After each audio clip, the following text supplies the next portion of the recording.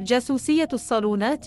كيف تستخدم الهوانم عطوراً مشفرة لإجبار الآخرين على قول الحقيقة حين تلتقي الهانمة بخصمها في العمل أو بشخص تحوم حوله الشكوك في حياتها الشخصية، وهي تضع هذا التكتيك العطري، فإنها لا تبذل مجهوداً في استجوابه، بل تتركه يستنشق الهواء ل10 دقائق فقط ليتولى عطرها المشفر تفكيك دفاعاته النفسية، وتجده يفيض بالأسرار والاعترافات وكأنه يجلس أمام مرآة نفسه.